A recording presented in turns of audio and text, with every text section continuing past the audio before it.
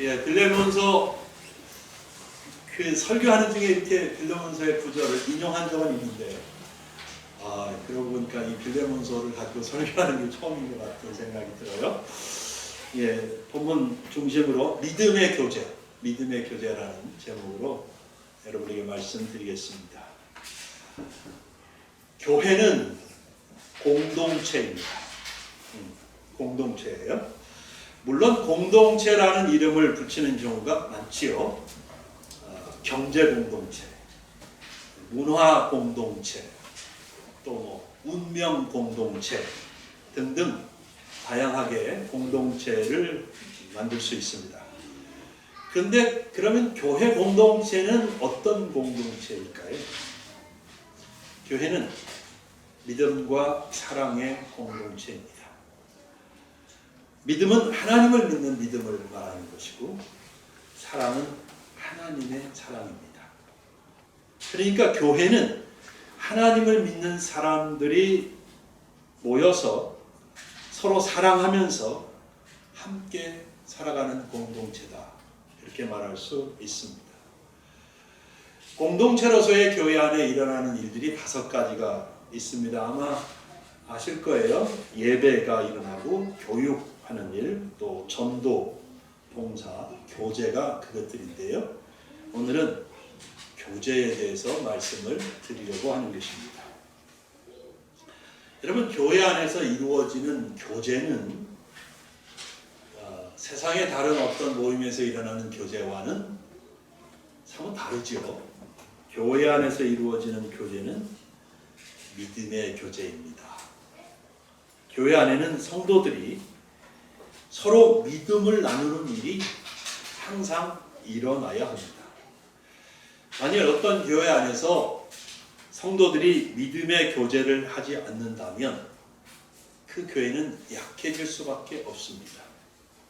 은혜가 충만한 교회가 되기가 어렵습니다.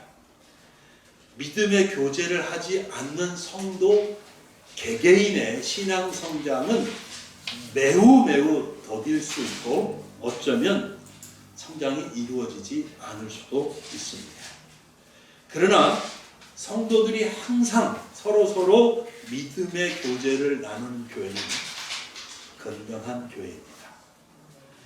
교회 안에 은혜와 축복이 있습니다. 성도 개개인에게도 어마어마한 영적인 유익함이 있습니다. 어떤 축복과 유익이 있을까요? 본문에서 성도의 믿음의 교제가 가져오는 축복과 유익을 찾아볼 수 있겠습니다. 자, 먼저 빌레몬서를 좀 잠깐만 소개하면, 빌레몬서는 빌레몬이라고 하는 사람에게 사도 바울이 쓴 지극히 사적인 편지입니다. 1절을 보면 빌레몬이 바울과 디모데의 사랑을 받고 있다는 사실을 언급합니다. 그리고 빌레몬이 복음 사역을 하는 데 있어서 바울의 동역자이다라는 사실도 밝히고 있습니다. 바울이 빌레몬을 이렇게 생각하는 것 굉장히 의미 있죠. 왜 그럴까요? 그 이유가 바로 본문 4절에서 7절에 기록되어 있습니다. 본문을 보면 바울은 기도할 때마다 빌레몬을 기억한다고 말합니다. 하나님께 빌레몬을 인하여서 감사드린다, 그렇게 언급합니다. 그리고 5절에 보면 빌레몬이 가진 예수님에 대한 믿음과 모든 성도에 대한 사랑을 들었기 때문에 바울이 항상 기도할 때마다 감사하고 또 하나님 앞에 빌레몬을 위해서 기도한다고 말하고 있습니다. 즉 바울은 이 빌레몬이라고 하는 분의 믿음과 사랑에 크게 감동을 받고 있습니다.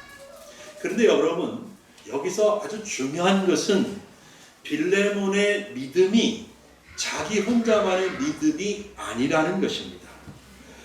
빌레몬은 그의 믿음을 다른 성도들과 나누었습니다. 즉 믿음의 교제를 했습니다.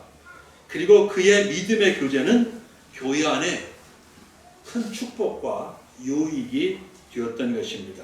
어떤 축복과 유익이 있었습니까? 바울이 말합니다.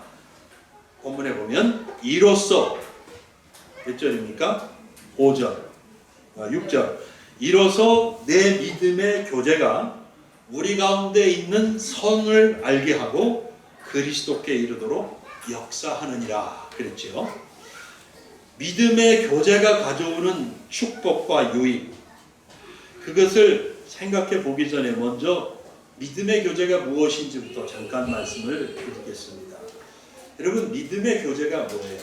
제가 서론에서 믿음의 교제가 있는 교회는 건강한 교회고 은혜가 있고 큰 축복이 있다고 했어요. 믿음의 교제가 없는 교회는 약해지고 성도들의 믿음도 자라기가 어렵다, 그런 말씀을 드렸는데, 그러면 믿음의 교제는 무엇일까요?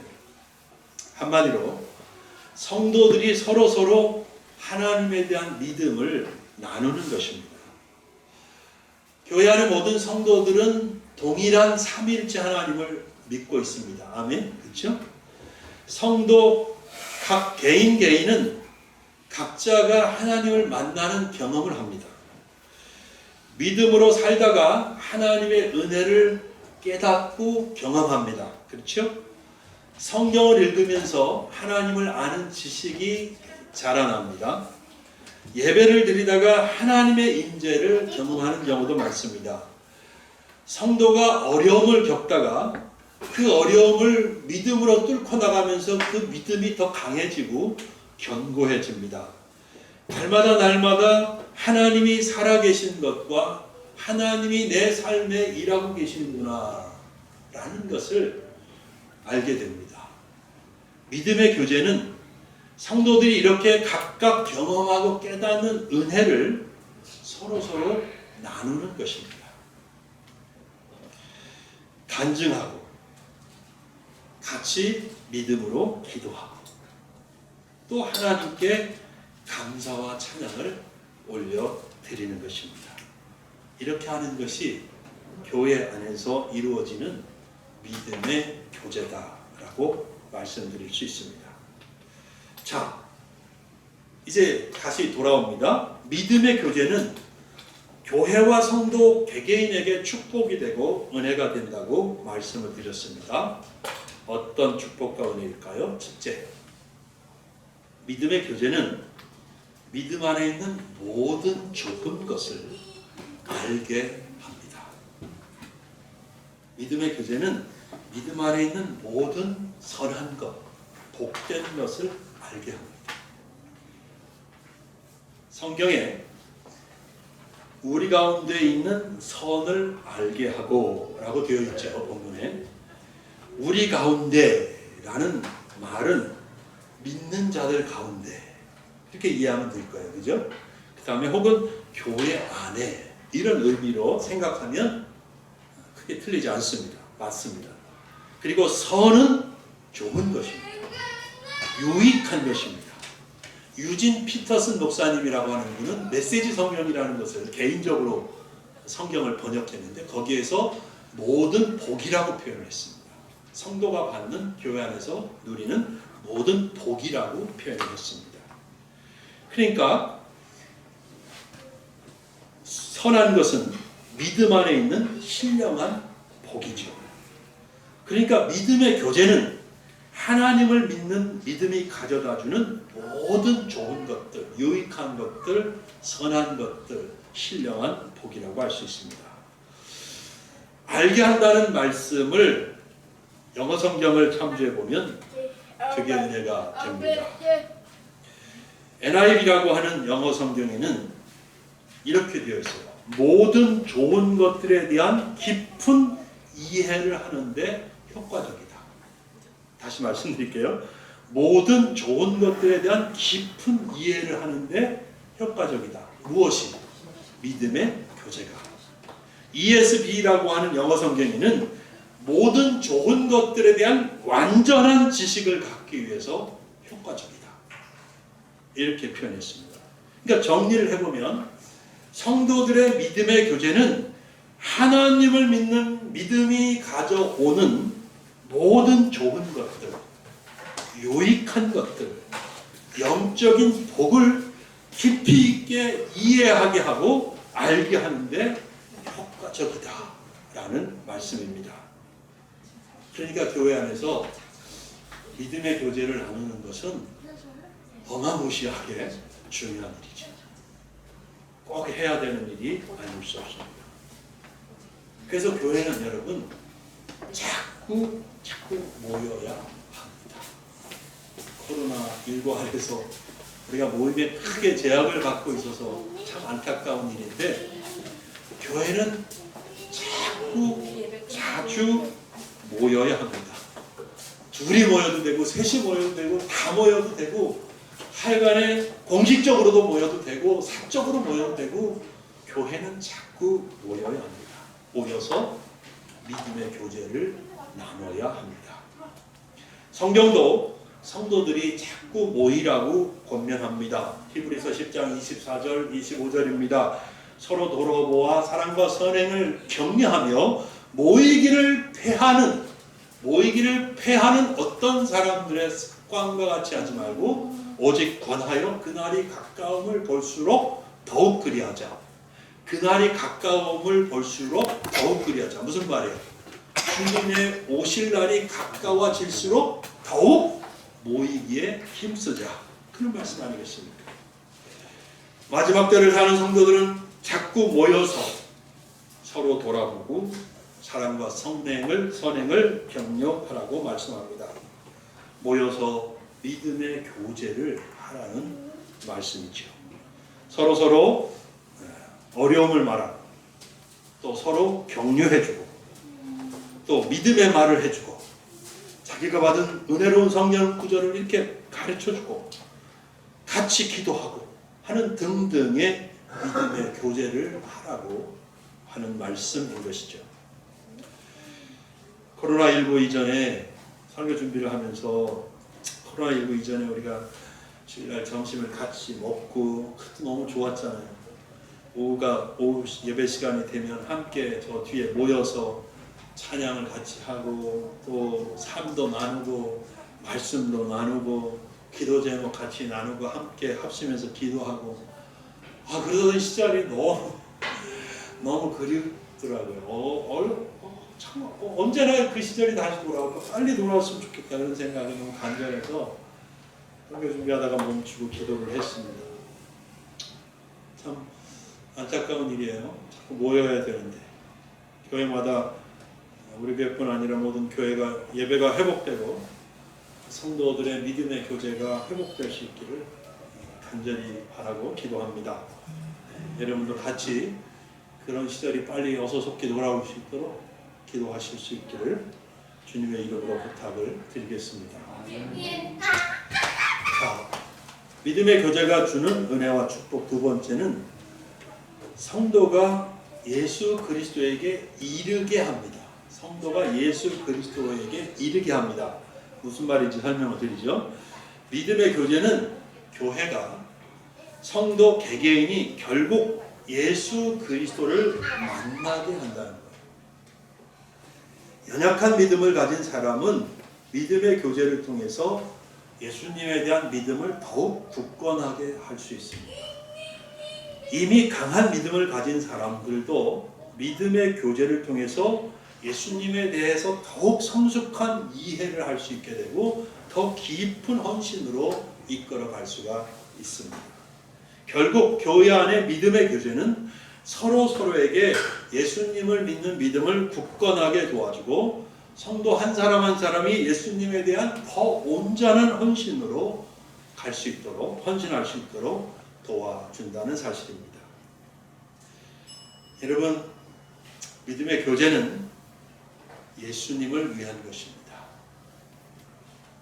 우리가 예수님을 더 깊이 만나기 위함입니다. 예수님을 보다 더 잘 섬기기 위함입니다. 예수님을 사랑하기 위한 것입니다. 이 세상에 예수님을 증거하기 위한 것입니다. 기독교 신앙은 예수님이 처음이고 마지막입니다. 알파와 오메라고 하죠. 예수님이 전부입니다. 예수님이 없으면 나도 없는 것이고, 예수님이 있으면 나도 있는 것입니다. 예수님이 없으면 이 세상에서 내 삶이 아무리 화려해도 의미 없고, 예수님이 있으면 이 세상에서 내 삶이 아무리 초라해 보여도 가장 의미 있고 복된 것입니다. 우리는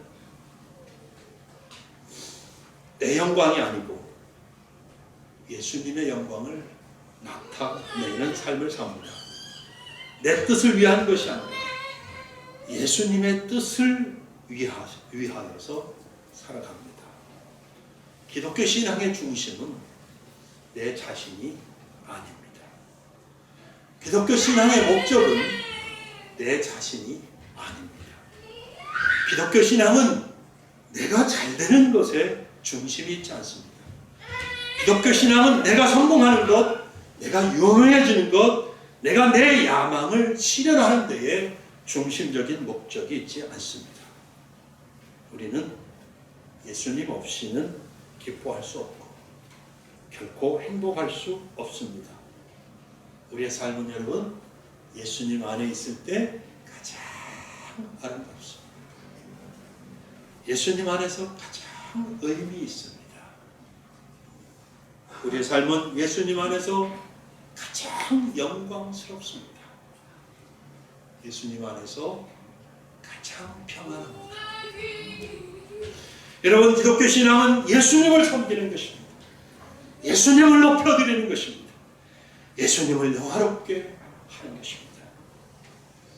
예수님을 위해 기꺼이 고난의 길도 가는 것이 기독교 신앙입니다. 나를 감추고 예수님을 드러내는 것입니다.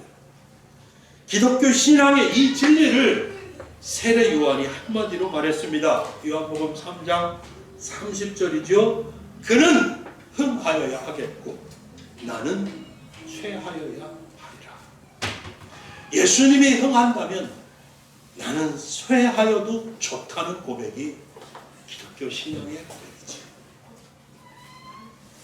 성도 상호 간에 이루어지는 믿음의 교제는 이렇게 서로 예수 그리스도에게 다다르게 만들어줍니다. 우리 성경에 역사하느니라, 그 표현은 효과적이 된다, 그런 의미입니다. 예수 그리스도를 깊이 만나게 하는 데에 믿음의 교제가 아주 효과적이다, 그런 의미인 것이죠. 우리 교회 안에서 믿음의 교제가 잘 이루어질 수 있기를 예수님의 이름으로 축복합니다.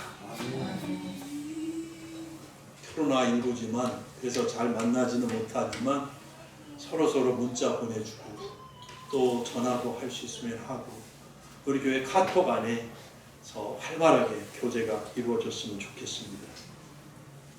자, 세 번째, 믿음의 교제가 주는 축복은 교회 안에 평안을 가져옵니다.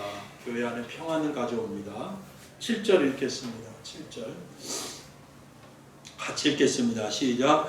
형제여, 성도들의 마음이 너로 말미암아 평안함을 얻었으니 내가 너의 사랑으로 많은 기쁨과 위로를 받았노라. 아멘. 빌레몬의 믿음의 교제는 모든 좋은 것을 알게 하고 예수 그리스도에게 이르는 축복을 가져온다고 말씀드렸습니다. 그리고 세 번째로 또 어떤 유익을 가져옵니까? 성도들의 마음이 평안함을 얻게 하는 축복을 가져옵니다. 사도 바울도 말합니다. 자기도 많은 기쁨과 위로를 받았다, 이렇게 말하죠. 이 땅에 수많은 교회가 있습니다. 우리 동네가 있는 이 골짜기만도 내가 보기에 100개가 훨씬 넘고 한 200개 정도의 교회가 있을 거예요. 저는 대부분의 주님의 교회가 은혜와 사랑이 넘치고 평안이 넘치는 교회라고 생각하고 그렇게 믿습니다. 우리 교회도 그런 교회들 중에 하나라고 생각합니다. 아멘. 하나님께 너무너무 감사드려요. 분명히 하나님의 은혜입니다. 저는 우리 신림소망교회 담임 목사인 것이 더없이 기쁘고 행복합니다. 이건 진짜 정직한 고백입니다. 우리 교회가 어떻게 이렇게 은혜로 충만하고 평안한 교회가 될 수 있었을까? 하나님의 은혜인데 저는 우리 교회 성도님들의 믿음이 성숙하시기 때문이라고 생각해요. 그리고 서로서로 믿음의 교제가 잘 이루어지기 때문이라고 믿습니다. 아멘? 네. 다시 한번 아멘 크게 아멘? 아멘? 안 믿어져요? 담임 목사가 그렇게 생각하면 그런 거예요. 정말 그래요. 우리 교회는 그렇게 좋아요. 여러분, 믿음의 교제가 있는 교회는 약함을 무시하지 않고 감싸줍니다. 인간의 죄성은 약한 자를 무시합니다. 약한 자는 당연한 권리마저 짓밟히기가 쉽습니다. 사실 지금도 우리 사회에서 일어나는 수많은 일들을 보면서, 사건들을 보면서 약한 자들이 얼마나 무시받고 그들의 인권이, 당연한 권리가 짓밟히는지 우리는 보고 경험하고 있지 않습니까? 약한 자들의 의견이 받아들여지는 경우는 정말 잘 없어요. 그런데 여러분, 기억하셔야 돼요. 우리 주님은 그렇지 않으셨어요. 우리 예수님은 그렇게 하지 않으셨어요. 주님은 언제나 약한 자들의 편이셨고요. 약한 자들을 따뜻한 마음으로 섬겨주셨습니다. 믿음의 교제가 있는 교회도 그렇게 합니다. 그렇게 합니다. 결코 약함을 무시하지 않고 감싸줍니다. 여러분, 믿음의 교제가 있는 교회는 자랑하지 않고 감사합니다. 교회 안에는 다양한 사람들이 있지요. 자랑할 것이 많은 사람도 있고 자랑할 것이 없는 사람도 있습니다. 그러나 세상의 것을 가지고 교회에서 자랑하지 말아야 합니다. 내가 자랑함으로 인해 다른 사람이 낙심하거나 상처를 입을 수 있기 때문이죠. 그래서 성경은 자랑하지 말라고 권고합니다. 고린도전서 13장에 보면 바울은 사랑은 자랑하지 않는다 이렇게 말했습니다.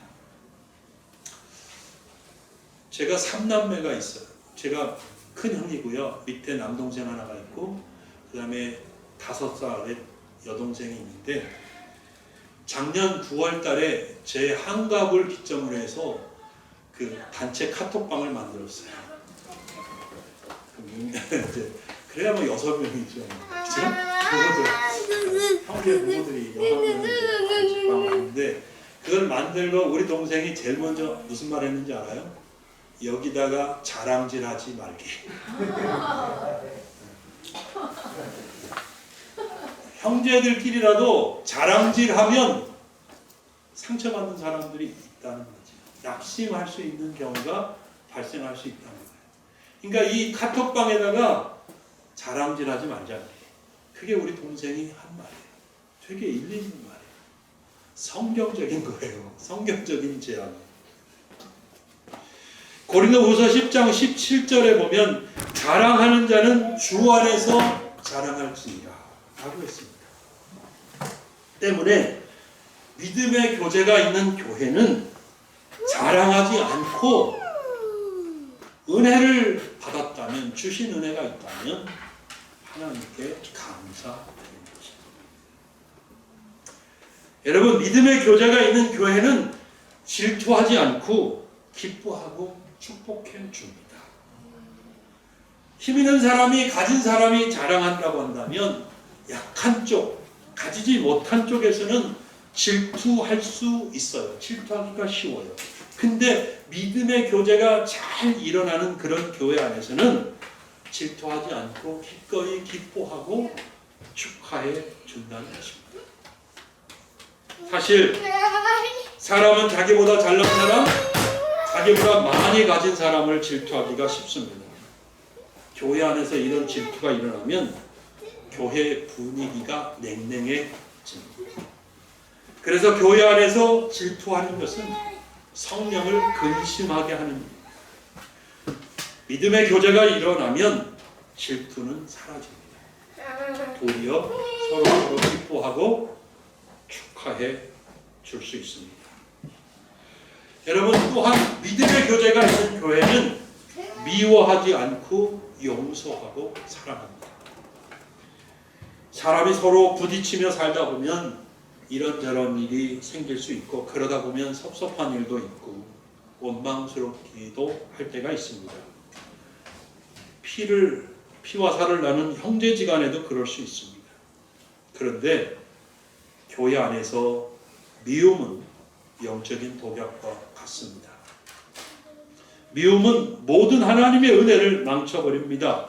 믿음은 모든 하나님의 축복을 헤집어 놓습니다.